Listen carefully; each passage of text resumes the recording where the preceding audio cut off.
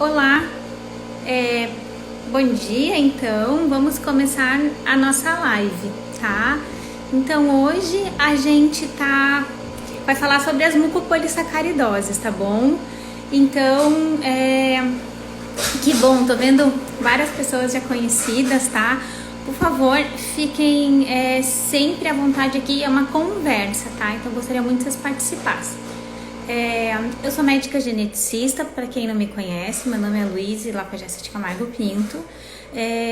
Eu trabalho no Hospital Infantil Joana de Gusmão e hoje a gente comemora o Dia Mundial das MPS, tá? Bom, as mucopolissacaridoses fazem parte do grupo dos erros inatos do metabolismo, tá? São doenças lisossômicas que decorrem da deficiência ou falta de enzimas lisossômicas. Isso leva ao acúmulo dos mucopolissacarídeos ou glicosaminoglicanos, né? Esses glicosaminoglicanos ou mucopolissacarídeos, então, eles são açúcares que são ligados a proteínas. E eles se acumulam em diversos órgãos e sistemas, tá? Então, essas doenças, elas são crônicas, são progressivas. Na maioria das vezes, a gestação foi uma gestação não complicada por nenhum fator. Para as que são doenças recessivas, muitas vezes também não tem uma história familiar, às vezes é o primeiro caso.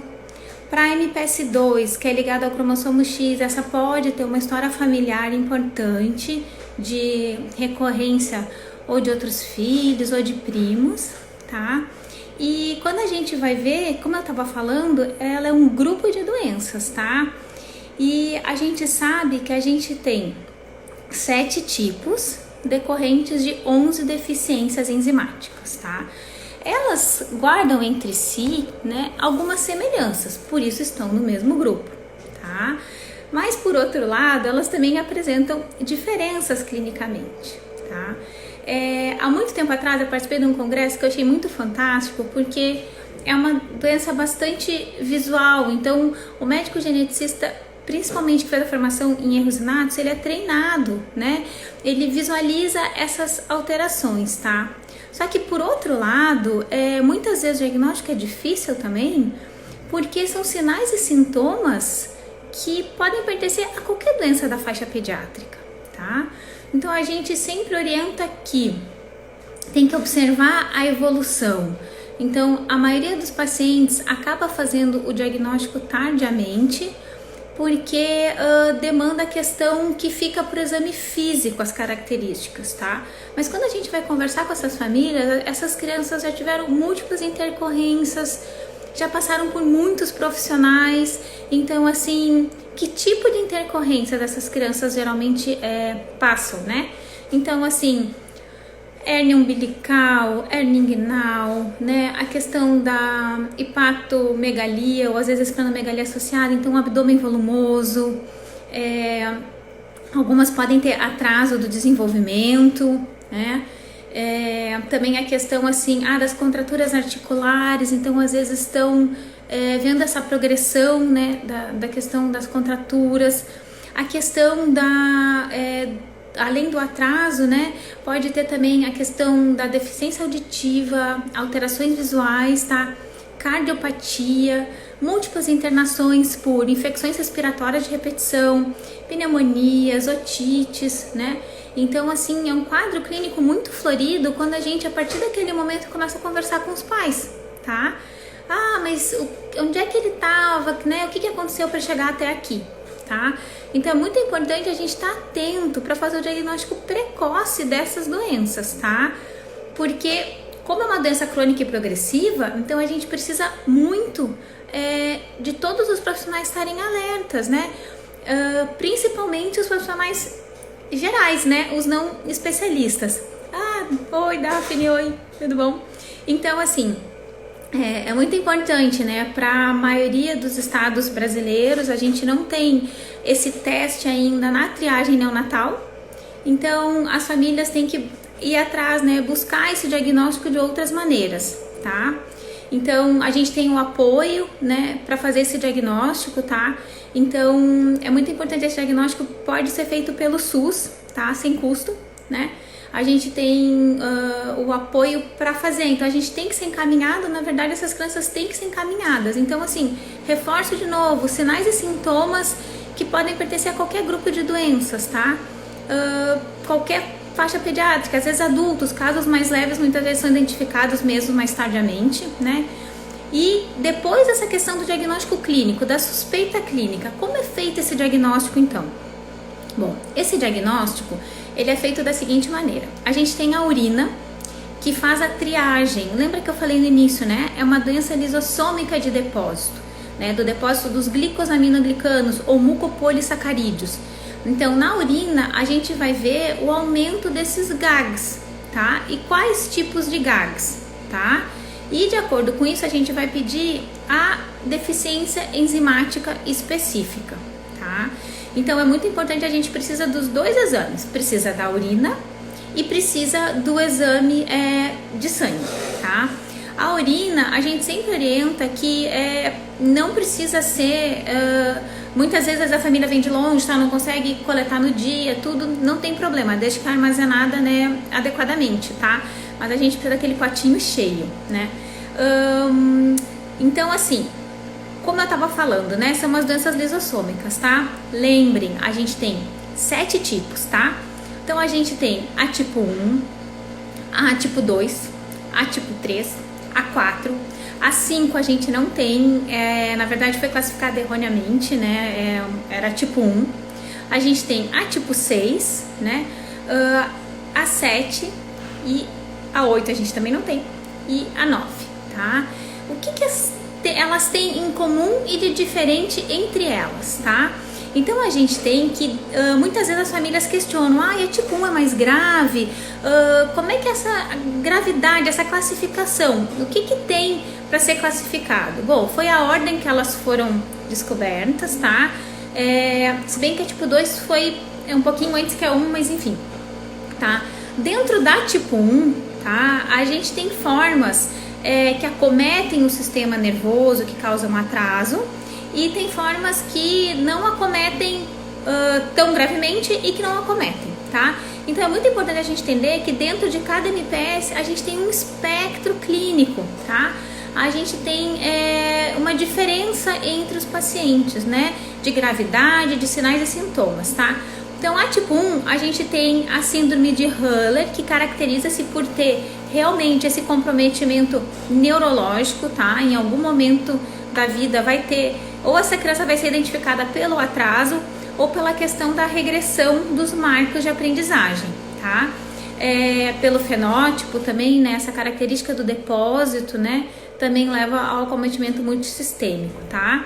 Dentro da MPS 1, a gente tem um fenótipo intermediário, que é a Hurner-Schei, tá? Onde a gente pode ter algum comprometimento neurológico, mas não é grave que nem a 1. E a Schei, que é a forma mais leve da doença, tá? Sempre que a gente fala em gravidade de leve, grave, a gente está falando comprometimento neurológico, tá? Porque eu posso ter pacientes que têm cardiopatia grave e não terem um comprometimento neurológico, tá? Então a gente, na verdade, prefere usar neuronopata e não neuronopata, que é para falar do acometimento neurológico, tá? Aí a gente vem para tipo 2, tá? Que é a síndrome de Hunter. Entra ali, já pode entrar, tá? Então, a gente só vou parar um pouquinho de falar da teoria, porque, né, para falar que a gente tem a nossa equipe aqui, e tá chegando a doutora Lígia, que é a nossa pediatra, tá? Que acompanha os pacientes com MPS, tá bom? Tá trabalhando aí com a gente, tá? Então, voltando. O tipo 2, então, que é a síndrome de Hunter, tá? Essa, dentro dela, embora não tenha nomes diferentes, tá? O que a gente tem? A gente tem 2 fenótipos, os neurológicos e os não neurológicos, ou neuronopatas e não neuronopatas. Aí a gente tem a tipo 3, que é a Sanfilippo. Essa, sim, é um complexo de síndromes associadas, no sentido que a gente tem A, B, C e D, tá? E o que acontece? Acontece que a Sanfilippo, fisicamente, fenotipicamente falando, né, ela tem um comprometimento neurológico. Então, hoje em dia, ela também faz parte mais ativamente da questão do diagnóstico diferencial do transtorno do espectro autista, tá? Ela não dá tantas alterações somáticas, como essa questão dos infiltrados, da opacificação, né? Ou dá mais tardiamente as contraturas, mas não tem tanta hepatosplenomegalia. Então, ela é um diagnóstico diferencial bem importante de doenças neurológicas, tá? Aí a gente vem para tipo 4, tá? A tipo 4 é a síndrome de Mork, onde ela é dividida em A e B, né? E a síndrome de Mork também raramente se acompanha de alterações de déficit cognitivo, de atraso do movimento, né? Neurologicamente falando, mas ela tem um comprometimento esquelético muito importante. Então, geralmente, essas crianças vêm por questão óssea, suspeita de displasia esquelética, tá? A tipo 6, que é a maratolami, também ela tem esse componente esquelético muito importante, tá?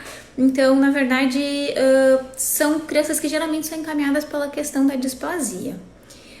A gente tem a tipo 7, que é um tipo bastante raro. Eu, particularmente, nunca atendi um paciente com a tipo 7, né? Mas que pode mimetizar, às vezes, o fenótipo da tipo 1. E a tipo 9 tem poucos casos descritos na literatura, onde o fenótipo também mimetiza algumas situações das outras MPS, tá? Bom, uma questão bem importante é a questão do aconselhamento genético, tá? São doenças genéticas. Oba, a doutora Gisele chegou! Olá, tudo bem? Então, nossa equipe também. Bom dia, tá bom? parabéns pelo dia, gente! Que deve ser todo dia, né? Vamos comemorar, tá? Isso, para poder estar auxiliando, pensar nas doenças raras, diagnóstico precoce e tratamento precoce. Então, já vou passar a palavra também para a doutora Gisele, tá bom, gente? Façam perguntas, tá? É uma conversa. Então, olha que importante, né? Eu tava falando do aconselhamento genético, tá? Todas as mucopolis são autossômicas recessivas, com exceção da MPS2, tá? Então, é muito importante a gente fazer esse diagnóstico, tá? Pela questão do aconselhamento genético para as famílias. Também com exceção da tipo 2, muitas vezes é o único caso, é a partir daquele casal, tá? Então, é muito importante eles saberem que doença é essa, o que causou, né? Quais chances de acontecer de novo, tá? E muito importante, né? Já teve uma perguntinha aqui do tratamento, tá? A gente já vai falar do tratamento, tá? Em relação, então, a uma questão que eu não falei, né? Nós estamos falando de doenças raras, tá? Que são doenças que a gente precisa diagnosticar, porque eu sempre falo, é raro até acontecer com a sua família, com alguém que você conhece, né? Então, a partir daquele momento, não é mais raro para aquela família, tá? A gente não tem no Brasil um conhecimento sobre prevalência e incidência de segmento dessas doenças, né? Bem direitinho, porque a gente não tem a triagem neonatal, tá?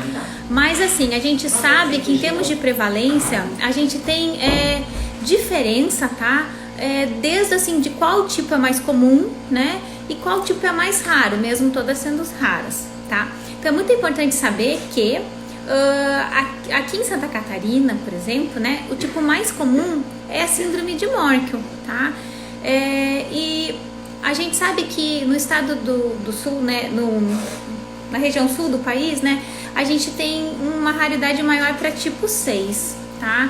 Mas a 1 e a 2 também tem uma frequência importante, tá? Em relação aos tratamentos, então, eu vou deixar a Gisele falar um pouquinho aqui para participar, tá bom? Gi, por favor. Então, com relação aos tratamentos, tem que sempre observar os dois lados, tá? Além da terapia, o mais moderno de todos, né? Desde 2000 começou os estudos e depois foi tudo aprovado. A terapia de reposição enzimática, que é uma realidade bem presente já nas vidas dos pacientinhos, que a gente tem acompanhado. Começou com Eduardo Carreirão, o primeiro brasileiro, o primeiro catarinense a receber a terapia de reposição enzimática.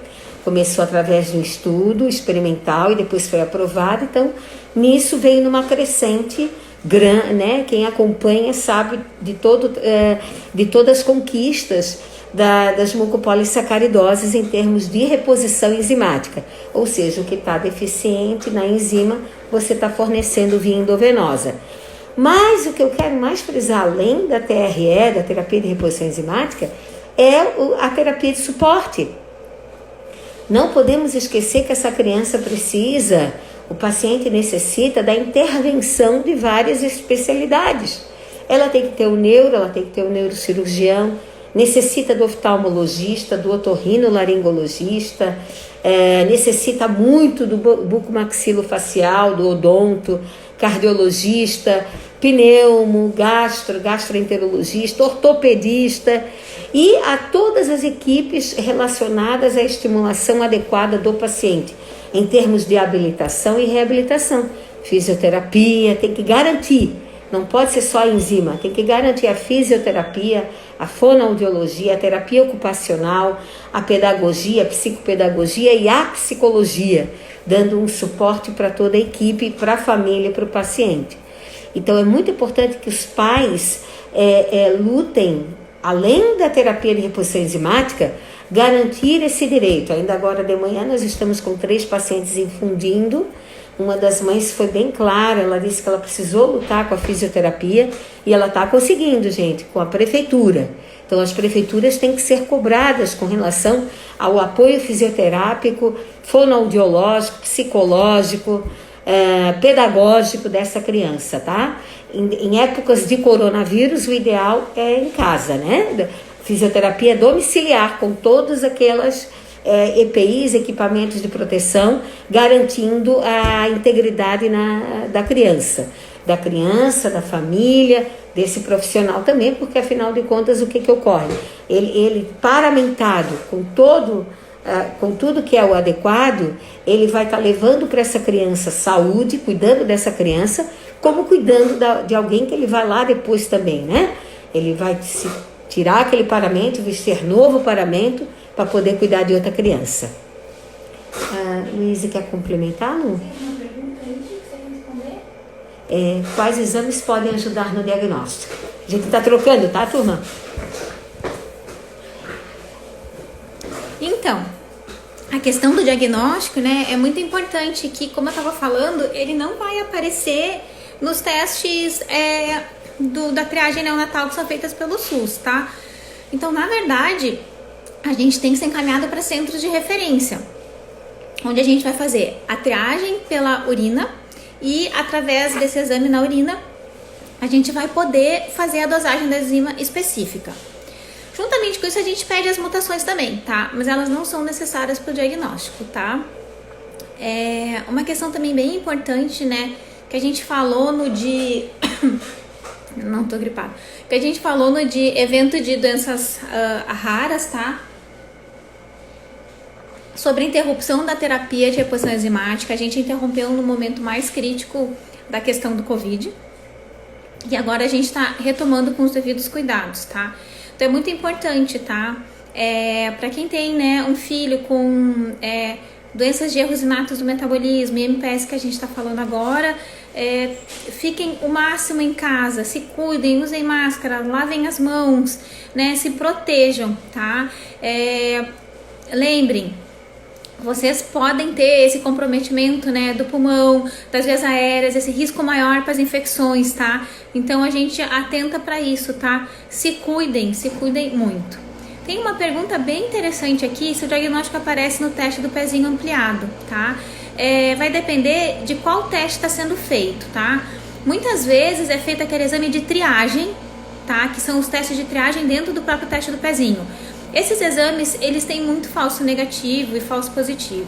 Então, assim, o exame ideal é pedir dosagem de glicosaminoglicanos na urina, cromatografia de glicosaminoglicanos na urina. Por quê? Porque daí vai aparecer qual a dosagem desses GAGs, né? Quais os valores, né, que estão aumentados e quais os tipos de GAGs, né?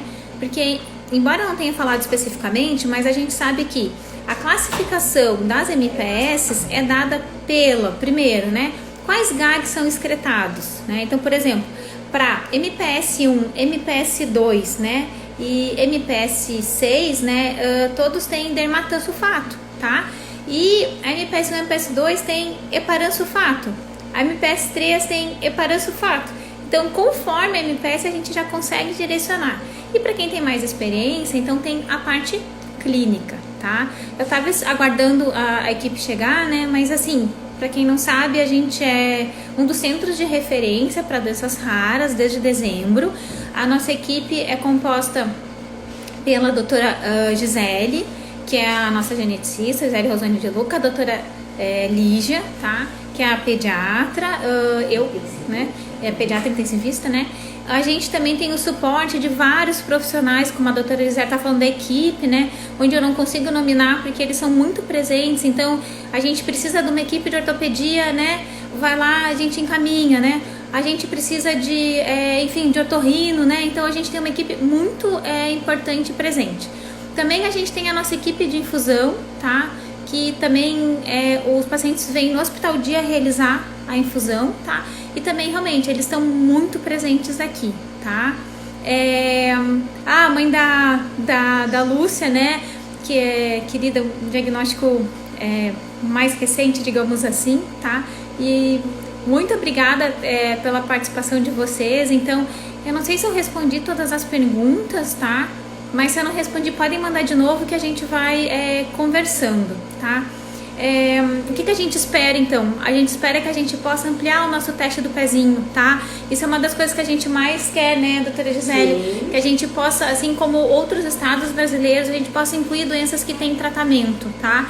Então, eu que já sou velha, assim, já sou médica genética há um bom tempo, eu sempre falo, essas doenças que têm tratamento, a gente tem que diagnosticar e realmente, assim, o mais cedo possível. Então a gente tem que, é muito importante que a gente tenha esse dia, mas esse dia tem que ser todos os dias. Então a gente sempre pede assim, que a associação, Margarete, né, muito obrigada pelo convite, pela parceria, né, por tudo, por todos vocês que a gente tem o suporte também de todos os colegas e profissionais, né.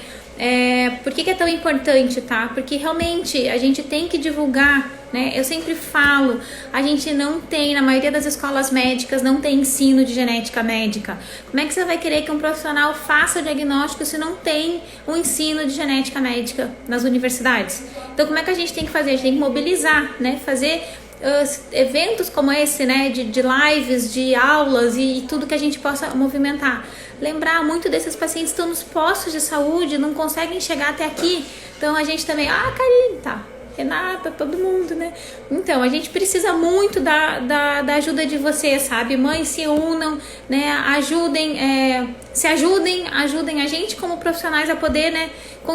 Encontrar esses pacientes que, assim como o filho de vocês, já tem o diagnóstico, né? Então, a gente sempre sabe que não se citam só, né? A gente tá aqui para ajudar, né, e para apoiar tudo que vocês precisarem, tá? Então, eu vou passar a palavra para a doutora Gisele e a gente está à disposição. Façam perguntas, o que vocês têm? Alguma outra dúvida? O que mais vocês querem perguntar? Deixa eu passar para a doutora Gisele. A Luísa tocou num assunto bem importante. É fundamental, gente, o apoio. Um grupo de apoio, pais juntos. A família, ela tem uma força muito grande. Os pacientes e suas famílias. E aí as equipes de saúde. Nós temos a força grande, a gente tem no nosso país a gente tem um Estatuto da Criança e do Adolescente que garante o direito dessa criança à saúde. Então, a saúde, a educação. Então, a gente sempre procura muito ir atrás do Estatuto da Criança e do Adolescente, que a presença dele é muito forte justamente no nosso país.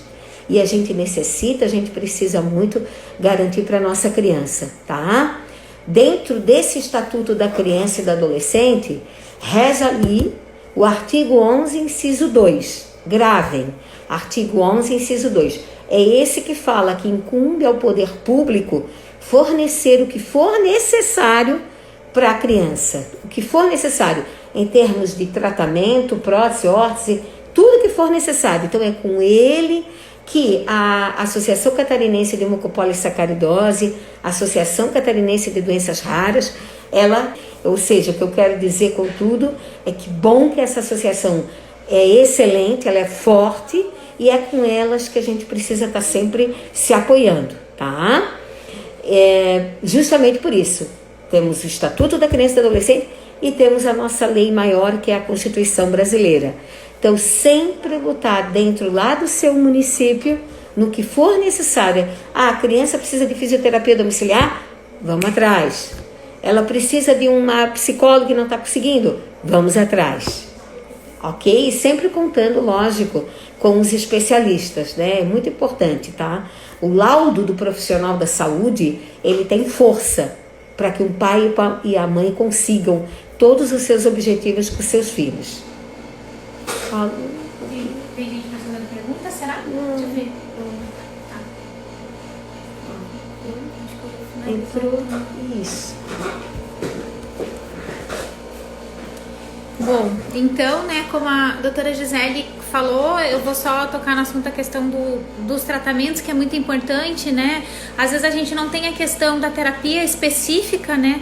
Já que ela atualmente está disponível, né? Para tipo 1, para tipo 2, para 4, para 6 e para 7. Então, às vezes as famílias que têm os outros tipos de MPS, né, ficam bastante com dúvidas dos tratamentos e tal, mas se lembrem, tá? O tratamento ele é uma equipe, ele é global, então todos têm que fazer esse mesmo tratamento, da físio, da fono, dos outros médicos, tá? E tem muitas pesquisas, né? Quem sabe em breve